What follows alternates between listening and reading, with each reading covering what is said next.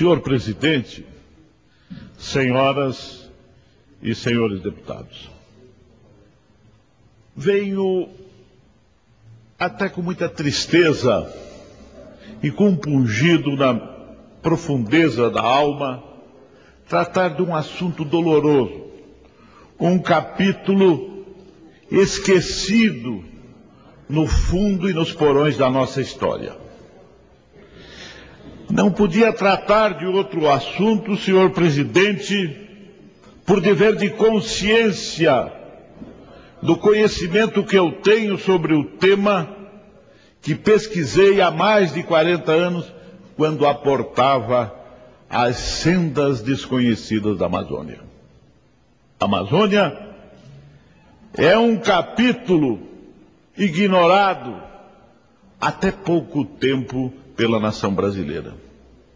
Jovem, como procurador do INCRA, fui designado para discriminar terras devolutas do Acre e Rondônia. E lá tomei contato com a estrutura do seringal. O seringal, que tinha uma feição tipicamente feudal, com leis próprias, com regulamentos próprios, regulamentos duros, como aponta Euclides da Cunha, algumas passagens lerei da sua obra, também pouco conhecida, à margem da história. Mas venho tratar, senhor presidente, da proposta de emenda constitucional 556-A, de autoria da então hoje senadora Vanessa Graziotin, que perambula sem rumo por este Congresso desde 2002. E falo aqui, senhor presidente, de nada mais do que heróis da pátria. Falo do soldado da borracha, que a presidenta Dilma, num ato de extrema sensibilidade e justiça, mandou inscrevê-los no livro dos heróis da pátria, na forma da Lei 12.447 de 2011. É um reconhecimento, embora tardio, mas honorífico, que merece o aplauso da nação. Não há dúvida que a presidenta Dilma, analisando e tomando conhecimento dessa realidade, fez um gesto digno e, sobretudo, de reconhecimento daqueles que sacrificaram a vida, não no fronte, não nos campos de batalha da Europa, mas nos campos de batalha da selva, onde o inimigo era imperceptível, não eram as trincheiras, eram invisíveis, sobretudo com todas as endemias rurais, desde a malária, a beriberi e tantas outras que ceifaram muito mais vidas do que aconteceu no fronte. Mas o que isso tem a ver? Exatamente tem a ver com essa questão da emenda constitucional que quer equiparar os pracinhas com os soldados da borracha. Os pracinhas que foram no fronte, os soldados da borracha que foram convocados para extrair o látex tão necessário aos aliados no momento da guerra, no evento da guerra. E aqui é importante ler a legislação ignota, muitas vezes, mas que existe, que foi escrita pela nação brasileira, que foi escrita pelo Poder Executivo na forma do Decreto-Lei 5.225, de 1º de fevereiro de 43. Leio só a emenda, senhor presidente, porque é importante conhecer essa realidade. Dispõe sobre a situação militar dos trabalhadores nacionais encaminhados para a extração e exploração de borracha no Vale Amazônico e dá outras providências.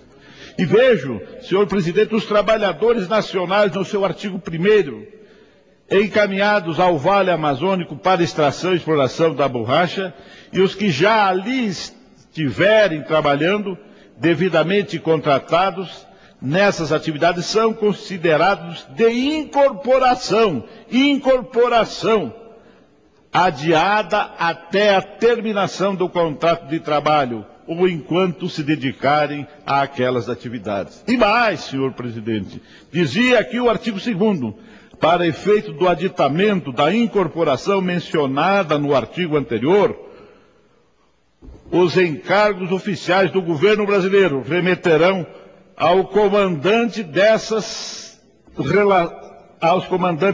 regiões relações que devem constar o nome, a filiação, a classe, o ano de nascimento, categoria reservista, primeiro, segundo e terceiro, e circunscrição de recrutamento que fez a convocação.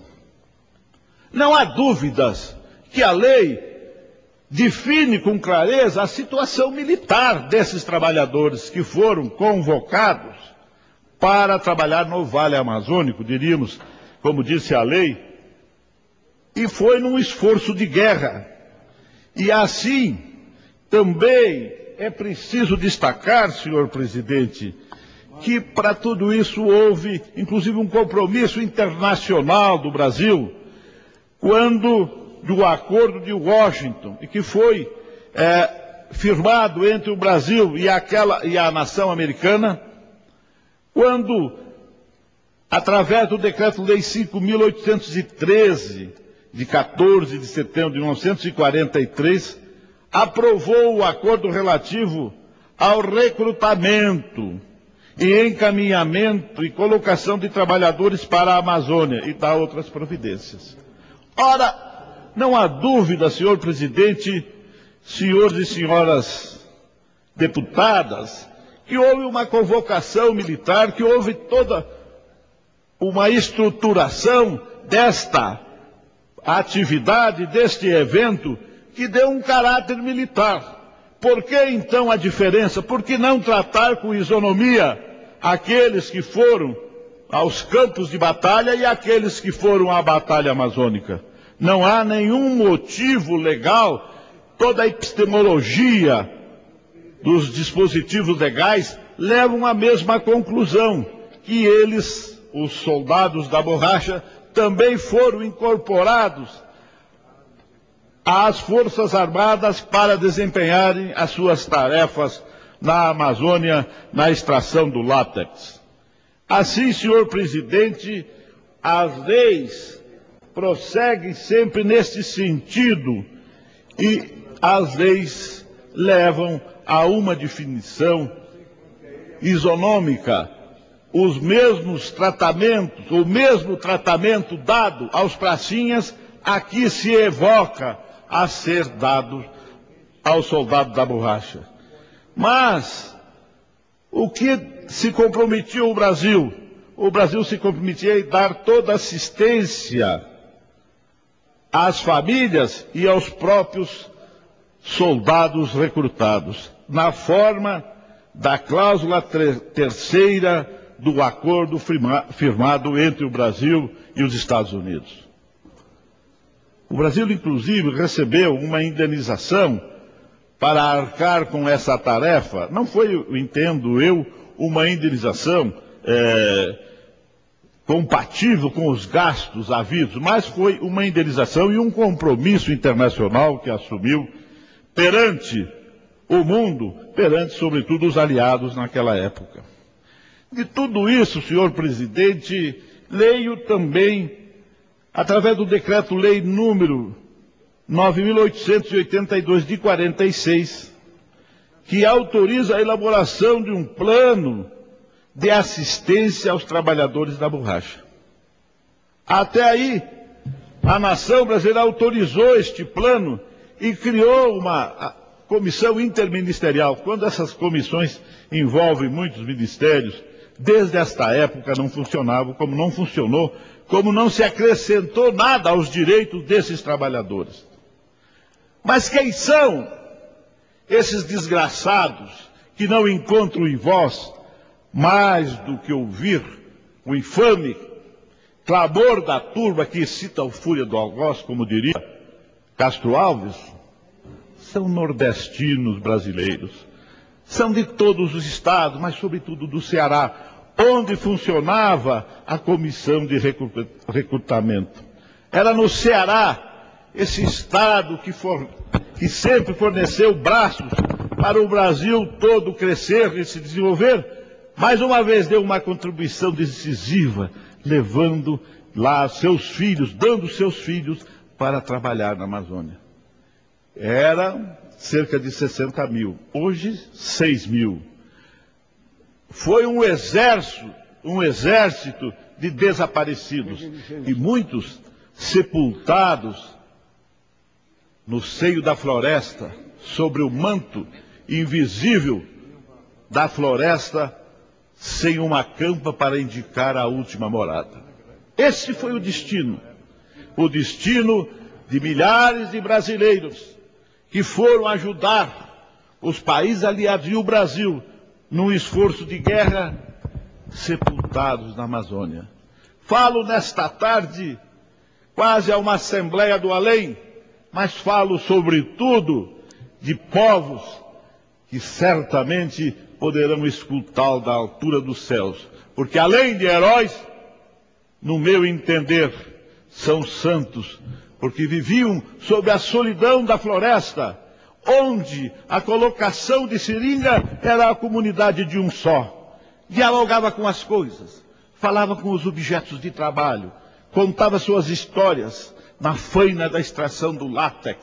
Dizia, certamente, quando passava por algum caminho: "Ah, João, você passou por aqui", porque viam, calcados na face do chão, uma escrita em baixo relevo que só eles sabiam ler.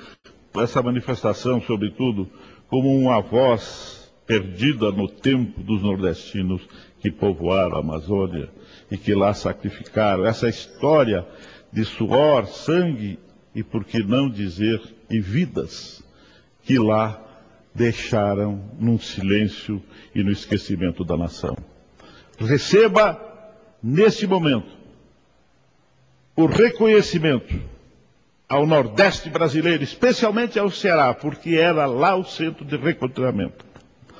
Receba, Vossa Excelência, o agradecimento de quem é o amazônida, de quem se identificou com essa floresta gigantesca e devoradora, que sobretudo José Eustáquio Rivera descreveu em Laboracne com muita grandeza. É exatamente na Amazônia, o homem não é mais do que uma flor frágil que se sustenta no galho de uma árvore velha e grande. A grandeza da floresta, dessa floresta devoradora de Rangel, dessa floresta que colocou para nós que chegamos lá um dilema: ou me derrubas ou te devoro. E essa floresta devorou milhares e milhares. Fala-se em 30 mil, fala-se de 60, sobraram 6 mil. Então, desapareceram ao longo do tempo. E esta solidão que eu dizia da comunidade de um homem só, que falava com as coisas, era este o descrever dos seringueiros, que caminhavam, segundo alguns depoimentos, 50 quilômetros, para ver uma colocação onde existia uma mãe de família, para lembrar a afeição da mulher. Tal era o esquecimento, tal era o isolamento a que foram condenados. E ninguém melhor do que Euclides da Cunha descreve nesta obra A Margem da História. E quando se fala que a floresta é bonita, é encantadora, sim, mas a floresta é devoradora. Como diz ele, referindo-se a um capitão que era um alemão, chamado Hoffner, que comandava a lancha, vivia dentro da lancha como na sua casa. Dizia ele assim: este eterno comandante de lancha a morejar sem descanso sobre águas malditas, onde fervilham os piuns sugadores, os carapanãs, emissário das febres, que se espalmam derivando a afeição da correnteza imensível os mururés, boiantes de flores violáceas, recordando as grinaldas tristonhas dos enterros.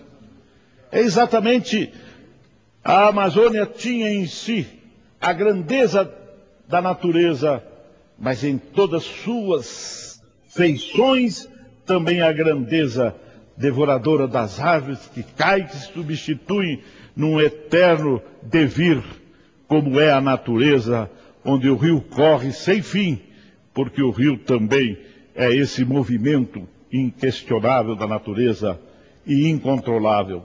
Por isso, ele disse algumas frases que vale a pena. Quem são esses homens? Quem são exatamente os seringueiros que foram à Amazônia? Diz assim: a sua atividade desde o primeiro golpe de Machadinha constringe-se ao longo de um círculo vicioso e inaturável, o debater-se exaustivo para saldar uma dívida que se avoluma ameaçadoramente, acompanhando-lhe os esforços e as fadigas para saldá-los. Era um dos regimes mais obscuros da escravidão, porque a solidão já escravizava o homem e a natureza, mas este regime de trabalho era, sobretudo, um regime áspero e um regime injusto que impôs a todos os seringueiros que foram para aquela região. É importante que vê-se completamente só na fauna dolorosa. A exploração de seringa neste ponto pior do que o cálcio impõe o isolamento. Há um laivo siberiano naquele trabalho. Dostoiévski sombrearia as páginas mais lúgubres com esta tortura, a do homem constrangido a calcar durante toda a vida inteira a mesma estrada. De ele ser o único transeunte na trilha obscurecida e estreitíssima circulante que leva interminantemente e desesperadamente, não ao mesmo ponto de partida, nessa empresa de Sísifo, a rolar ao invoco o seu próprio corpo, num círculo demoníaco, no eterno giro de encarcerado numa prisão sem muros, agravada por um ofício rudimentar que ele aprende em uma hora para exercer a vida inteira, automaticamente, por simples movimentos reflexos, que não o enrija uma sólida estrutura mortal. E assim prossegue Euclides da Cunha. São páginas doridas que brotam desta faina, às vezes tão decantada, prosaicamente, do homem da floresta. O homem da floresta é um lutador. O homem da floresta resiste, como resistiram esses seringueiros que, em média, já têm 86 anos. Alguns com 90 anos, alguns com 102, 108 anos, resistiram, porque, como disse o próprio Euclides da Cunha, a natureza seleciona os bons e seleciona, sobretudo, os mais fortes, porque se o nordestino é um forte, o soldado da borracha é o forte várias vezes, porque ele resistiu a tudo isso e ainda espera a justiça de receber uma indenização compatível com a dignidade, comparável com aquele outro convocado que foi servir no fronte. E quero dizer a Vossa Excelência que nós estamos do mesmo lado, na mesma luta, porque se nós que vivemos e que conhecemos essa história não tivermos a sensibilidade de lutar por ela, possivelmente a nação não vai nos ouvir. Nós temos que convocar o povo brasileiro para fazer justiça a este povo amazônico que foi lá trabalhar e que grande parte dele, 90%, já perdeu a vida. Mas eu dizia, por que essa insensibilidade? Por que nada comove homens de pedra onde é morto o coração? Será que nada comove, como diria Castro Alves? Eu pediria, senhor presidente, de incorporar no meu discurso essa legislação que eu trago aqui, num esforço de uma pesquisa ligeira, mas que pretende ser exaustiva, para que a nação saiba que tratamento o parlamento, o país deu a esses brasileiros. Nós temos leis, temos decretos-leis na maioria, mas temos leis também. Então, senhor presidente, nós queremos nesse momento convocar a Assembleia do Além, as vidas, o espectro desses homens que lutaram e que hoje não restam mais do que esquálidas figuras que se encaminham apressadamente rumo ao fim. Que façamos justiça, se não fez durante a vida, que se faça agora diante da morte. Que se faça agora, emprestando o lema da Inconfidência Brasileira, não libertas, mas justiça quaeratame. Será que nós não podemos fazer justiça já, diante da morte, se não fizemos durante a vida? É essa a convocação que eu faço ao país, e é um tema de interesse ao reconhecimento que a presidenta Dilma fez. Agora, a identidade, sim, com os pracinhas, a identidade na forma do texto original que está esculpido nesta PEC 556A de 2002, que jaz no silêncio, na indiferença, na insensibilidade. Mas um grito maior se levanta, porque é o grito da justiça, é o grito daqueles que se sepultaram no meio da floresta, e a floresta exige, como a natureza o fez com ele, justiça, para que seja dado um tratamento isonômico àqueles que lutaram no fronte. Muito obrigado, senhor presidente. Obrigado, deputado.